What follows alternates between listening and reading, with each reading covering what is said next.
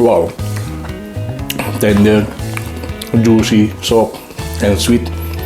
Gusto nyo malaman kung anong niluto ko ngayon? Tara! Let's do this! At ayan po, ito po ang ating mga ingredients ngayon. So, ayan po. Prepare na po lahat yan. So, tara! Anong pa yung hinihintay natin? Umpisahan natin magluto. At ayan po, sisimulan na natin. Bali ito po, gawa po na tayo ng ating yung ikuha-coat natin sa ating tofu. So, ito po yung ating flour, yung garlic powder, black pepper, then salt. And after that, syempre, i-whisk natin yan para ma-mix yung ating nilagay na pang-coating sa ating tofu. So, ayan, okay na po siya. At ayan po, sisimulan na natin. Ito po, ready na po ang ating stove. So, buksan po natin ang ating stove. Yan. Nilagay po natin ang ating wok. Yan. And then, maglalagay din po tayo ng ating mantika.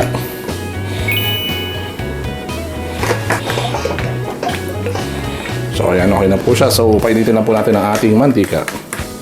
At yun, syempre, habang napapainit ang mantika, syempre, ito, lagyan na po natin ang ating hiniwang tofu sa ating, yan, sa ating flour. Yan. Lagyan lang po natin siya sa isang lagayan. Yan, para pag pinirito natin siya, is tuloy-tuloy. Yan. So, yan, okay na po. At ayan po, ito, mainit na po ang ating mantika. So, drop na po natin ang ating tofu. So, ayan.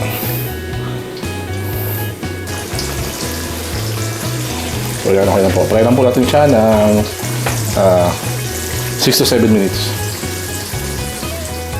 Ito yun, after 6 minutes po na ating pagpapay. So, ito, okay na po siya. So, yun, tanggalin na po natin ang ating fried tofu sa ating wok. So, ayan. Lagyan po natin siya sa isang lagayan. Yan po. So, ayan. And then, set aside po natin siya. At yun, okay na po. Bali natanggalan mo natin ang ating wok. So, ngayon naman, gagawa naman tayo ng teriyaki sauce. So, ayan po. Lagyan po natin ang ating saucepan. Yan. And then, lalagyan natin siya ng water. Soy sauce. Sugar, ginger and garlic paste,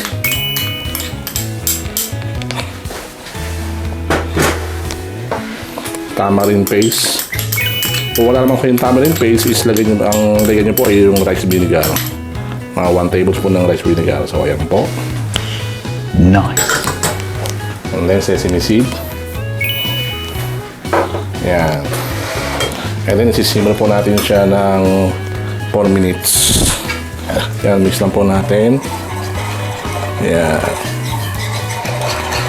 Yan, mix lang po natin para hanggang sa ma-dissolve lahat ng ating nilagay na ingredients, gaya ng sugar and tamarind paste. So, ayan. Then, lagay po natin yung ating shiitake mushroom and carrots. So, ayan. So, ayan, sisimmer lang po natin siya ng 4 minutes. So, ayun, medyo kumukulo na siya. So, lagyan po natin ang ating, lagyan po natin siya ng celery. So, ayan po. Para lumapit ang ating sauce. Ayan.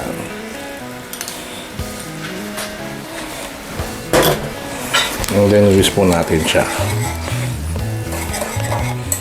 Ayan, simmer lang po natin siya ng another 1 minute. Until maging thick yung ating sauce. So, ayan.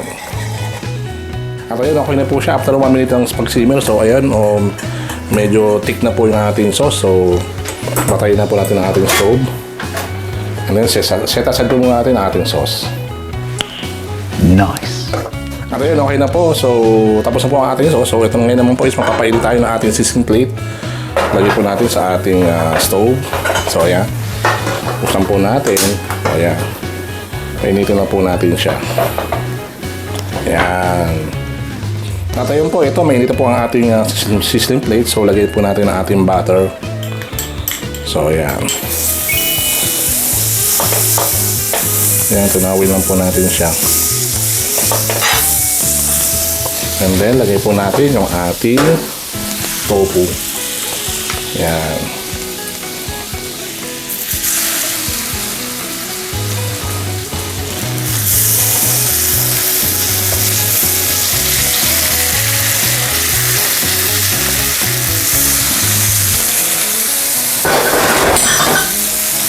Ayan. Ayan. Marami na siya bubuhusan ng ating sauce. Ayan.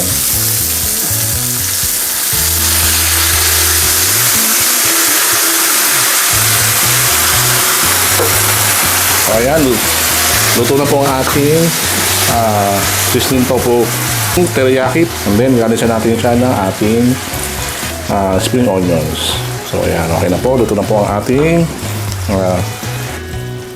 sizzling tofu teriyaki. So, ayan po. Luto na po siya.